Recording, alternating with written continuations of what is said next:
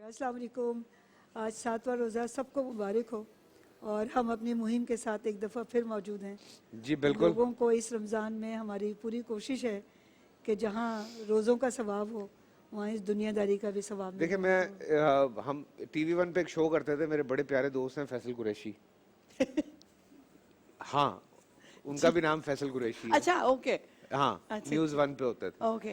हम ये कहते थे कि हमारी बात अगर किसी एक इंसान को भी समझ आ Yes. गई तो वो हमारी कामयाबी है। हाँ, तो बात यह है कि कोई एक इंसान भी अपने आप को बदलने में कामयाब हो गया इस पूरे रमजान में, किसी के दिल को जिसने लग जाए। हमारी बात सुन ली, किसी के दिल को हमारी बात लग गई, तो समझे वो हमारी कामयाबी है। Yes. तो हम ये टारगेट नहीं कर रहे कि दिन हम में दुनिया लोग बदल देंगे, दुनिया लेकिन- बदल देंगे। एक इंसान आने वाले वक्त में वो एक को बदलेगा, सो इस तरह से चेन सिलसिला चलेगी। चेंज चल जाती है। चेंज चलेगी, मतलब किसी एक की सोच भी अगर बदल जाती है और वो अगर आगे बदल नहीं सिलसिला जाती, चलता- शायद हम उसको कहें कि राह रास्त पे आ जाती है। नहीं, इतना बड़ा क्लेम तो हम नहीं कर सकते, लेकिन ये ज़रूर है कि अगर हम किसी को सोचने पे मजबूर कर दें और वो अपने आसपास की चीज़ों के साथ सेंसिटिव हो जाए और चीज़ों को दूसरी तरह से देखने लगे, तो मेरा ख्याल है इस प्रोग्राम का सक्सेसफुल मेरा ख्याल है हम बिल्कुल। समझेंगे कि हमने अपना हम मकसद क्लाइमेट पूरा कर चेंज पे लिया। बात कर रहे हैं मुस्तकिल। अच्छा, हम क्लाइमेट चेंज पे बात कर रहे थे, हम बेसिकली दुनिया के इश्यूज़ पे बात कर रहे जी थे जी। कि जो हमने दुनिया का हशर नशर कर दिया है अपने तरक्की की राह में जाके, और 100 साल तकरीबन लगे हैं हमें, और दुनिया की जो एज है उसका फ्रिक्शन ऑफ सेकंड्स में हमने पूरी दुनिया का नक्शा बदल दिया और हम वापस जाने की कोशिश कर रहे हैं केव के एज में। इस सारे प्रोसेस में जो हम कल बात कर रहे थे क्लाइमेट चेंज की, और एक नकले मकानी, इसे अर्बन माइग्रेशंस कहते हैं, जब एक्सट्रीम डिज़ास्टर्स होते हैं किसी भी मुल्क में, तो जो दही इलाके होते हैं, क्योंकि वहाँ रिसोर्सेज की कमी होती है, प्रॉब्लम ज़्यादा होती हैं, तो लोग सिटीज़ की तरफ माइग्रेट होते हैं, शहरों की तरफ आने शुरू होते हैं। हमने कल लोगों से अपील भी की थी कि इस रमज़ान में जो आप सदका करने जा रहे हैं, जो आप चैरिटी कर रहे हैं, वो उन लोगों का रोज़गार उनके घरों पे इस्टेब्लिश करने की कोशिश करें, बजाय इसके कि खाना ज़रूर खिलाएं, लेकिन खाने के साथ खाना कमाने की तरकीबें उन्हें बताई जाएं। जी बिल्कुल। लेकिन जो नकले मकानी होती है उसमें कई तरह के सोशल और इकोनॉमिकल ट्रॉमास आते हैं। सबसे बड़ा सोशल ट्रॉमा क्या होता है, जो इशू है लोगों के साथ, कि वो लोग जिनका एक घर था वो छोड़ के शहरों में आ जाते हैं। तो पहले तो शौक उन्हें ये लगता है कि यार हम बेचारे कहाँ रहते थे, ये तो कोई दूसरी दुनिया है। तो वो उस शौक में बहुत सारी गलत चीज़ें हो सकती हैं। फिर अगर वो यहाँ पे आ रहे हैं तो उनको कोई गलत लोगों के हाथों में जा सकते हैं। अभी आप देखें, कल हम बात कर रहे थे कि फ़कीर बहुत बढ़ गए, तो वहाँ से जो लोग आ रहे हैं जिनका रोज़गार नहीं है, वो अच्छे खाते पीते लोग थे, लेकिन क्योंकि रोज़गार नहीं है तो यहाँ पे उनकी मजबूरी है कि वो माफिया के हाथों में चढ़ जाते हैं, उनको फ़कीर बना दिया जाता है, ये और दूसरे ऐसे काम। बेवकूफ़ भी बनाया जाता है मैम।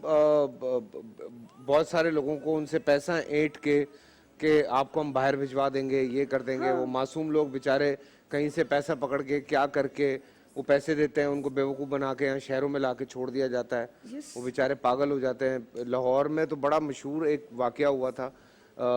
लाहौर में ना हमारे ये जहाज़ खड़ा हुआ था, जब नया नया एक जहाज, जैसे हमारे कराची में भी खड़ा हुआ है। प्लानिटोरियम पे था। हाँ बिल्कुल। तो इस तरह से तो लाहौर में क्या हुआ कि वो गांव देहातों से लोग लेकर आए कि हम आपको दुबई भेज रहे हैं। अब वो जाके उस जहाज में बिठा दिया उनसे पैसे लेके, वो बेचारे बैठे हुए हैं, उनको क्या पता कि जहाज उड़ता कैसे है, क्या क्या होता है, क्या नहीं होता है। वो बेचारे वहाँ बैठे रहे। थोड़ी देर के बाद जब पूरी प्रेजेंटेशन ख़त्म हुई उसके अंदर, वो बाहर उतरे, वो कह रहे ओए दुबई बिल्कुल लाहौर जैसा ही है। वो बेचारे वहीं थे। तो वो इस तरह से भी बड़े लोगों को और बेवकूफ़ फिर बनाया ये गया तो एक है ना, लेकिन इसके अलावा जो इलीगल एक्टिविटीज़ हैं, जी, जी, बिल्कुल। इमोरल एक्टिविटीज़ में इन्वॉल्व कर देते हैं, तो वो भी एक बड़ा ट्रॉमा है। और फिर एक और जो मैंने अभी लास्ट फ्लड में हमने एक्सपीरियंस किया कि जब कैंप लगते हैं तो वो ऐसा नहीं होता कि वो एक ख़ानदान के एक जगह, वो 4-4, 6-6 ख़ानदानों के कैंप लग रहे हैं। आपको नहीं पता कि आपके नेक्स्ट कैंप में जो लोग बैठे हैं उनकी हरकतें क्या हैं और उनकी नज़रें क्या हैं। जी जी। तो वहाँ पे लोगों ने अपनी, जो पेरेंट्स थे उन्होंने अपनी लाइबिलिटीज़ को कम करने के लिए बहुत चाइल्ड मैरिजेस हुई, अर्ली मैरिजेस बहुत ज़्यादा हुई, और नुकसान किसका हुआ? ख़वातीन का, बच्चियों का।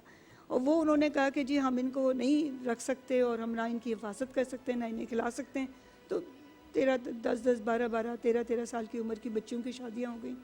तो ये भी एक बड़ा सोशल ट्रॉमा हुआ। फिर इसके अलावा जब नकले मकानी के साथ जब आप शहरों में आते हैं उसके मसले, फिर उनका कल्चर जो है वो मिक्स होता है, वो अपना कल्चर ढूंढते हैं जो वो शहरों में छोड़ा है।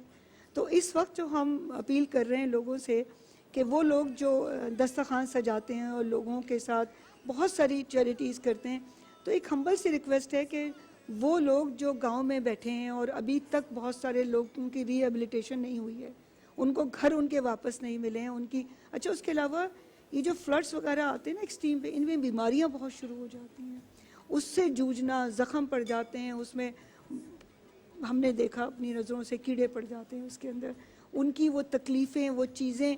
तो हम क्यों नहीं इस रमज़ान ये अहद करें अपने अपने तौर पे कि हम सिर्फ उसको एक ओकेजन की तरह नहीं देखें कि फ़्लड आया, हमने इमदाद की और उसके बाद हमारी ज़िम्मेदारी ख़त्म हो गई।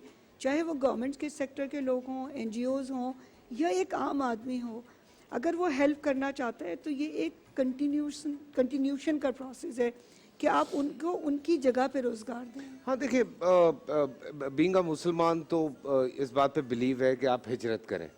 अगर आपको अपना क्या कहते हैं नहीं कारोबार में आपके फ़ायदा हो रहा, काम में नहीं हो रहा, तो बीइंग अ मुसलमान तो ये कहा गया हमें कि आप हिजरत करके देखें। हिजरत करने से फ़र्क आता है। आप लोग पाकिस्तान छोड़ के, आज बहुत सारे पाकिस्तानी बड़ी जॉब्स पे दुनिया में बैठे हुए हैं जो हमें रेमिटेंस भेज रहे हैं, जिससे पाकिस्तान का एक सिलसिला चल रहा है। लेकिन आप जो बात करना चाह रही हैं, मैं समझता हूँ उस चीज़ को अंडरस्टैंड कीजिएगा। सैलाब की वजह से और प्रॉब्लम्स की वजह से जो गांव देहात हैं वो बहुत सारी परेशानियां फेस करते हैं। उन परेशानियों की फेस करने की वजह से उनको नकल मकानी करनी पड़ती है, ज़लज़ले आते हैं और प्रॉब्लम्स होती हैं।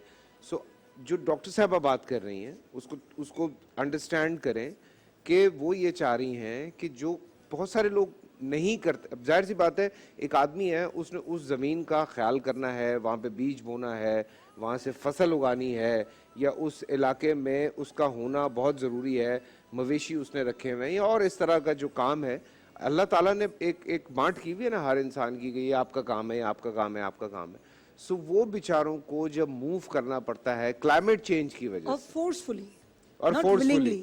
हाँ क्योंकि फोर्सफुली, हिजरत इज बेसिकली विलिंग फिनोमेना। हाँ और फोर्सफुली। मैं ये वही उसी तरफ, क्योंकि लोग ना वो थोड़ा सा फिर वो उस तरफ ले जाते हैं कि जी ये तो कह रही है कि हम कहीं जाए ना काम कर रहे हैं। नहीं, ये बात नहीं कर रहे। आपने, मेरे यहाँ पे टीम में बहुत सारे लोग हैं जो छोटे छोटे इलाकों से आए हैं, पढ़ा लिखा, काम किया, सीखा, टेक्निकली सीखा और चीज़ें की। तो वो ऑब्वियसली, अब कोई अगर किसी चैनल पे काम करना चाह रहा है तो छोटे इलाके में तो चैनल नहीं होगा, वो यहीं पे आके काम करेगा, या वो कोई एक्टर है या टेक्नीशियन है या और कुछ वो काम करना चाह रहा है, हेल्प आउट करना चाह रहा है।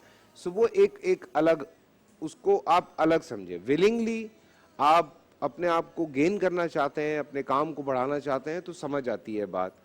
लेकिन फोर्सफुली आपको वहां से हिलाया जाता है, कहीं ला के बिठा दिया जाता है, मजबूरी में आपकी मजबूरी का फायदा उठाया जाता है।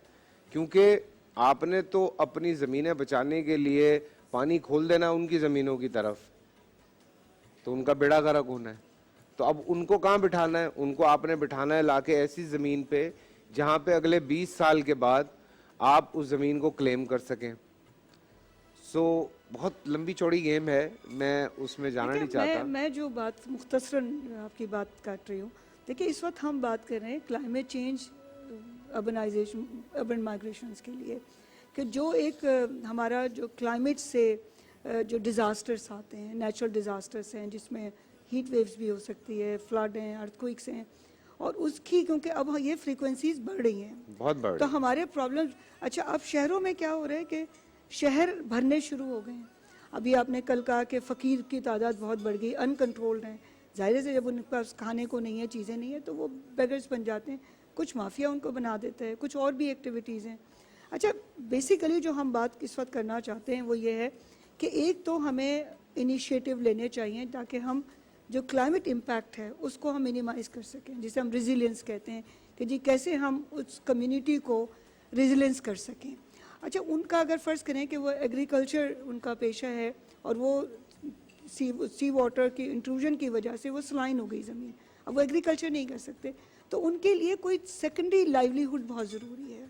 तो इस वक्त बहुत ज़रूरत है इस बात की कि जो कम्युनिटी है, जो उन जगहों की जहाँ पे बहुत विजिबल क्लाइमेट चेंज इम्पैक्ट नज़र आते हैं, उनके ऑल्टरनेट लाइवलीहुड पे काम किया जाए। और इस रमज़ान में हम ये वादा करें, एक एक इंडिविजुअल चाहे ग्रुप बनाएं कि हम उनकी रेजिलियंस कैसे बढ़ा सकते हैं, उनके क्या मिटिगेशंस हो सकते हैं और हमारे क्या एक्ट हो सकते हैं जिसमें हम कम से कम इम्पैक्ट। या वहाँ जाके कोई ऐसा काम शुरू किया जाए जिसमें वो जो इलाका है वहाँ के लोगों को रोजगार मुहैया हो एग्जैक्टली। सके। सो ये एक अच्छा, चले हम कंटिन्यू करते हैं, ठीक फिर उसके बाद वापस आते हैं छोटे से ब्रेक।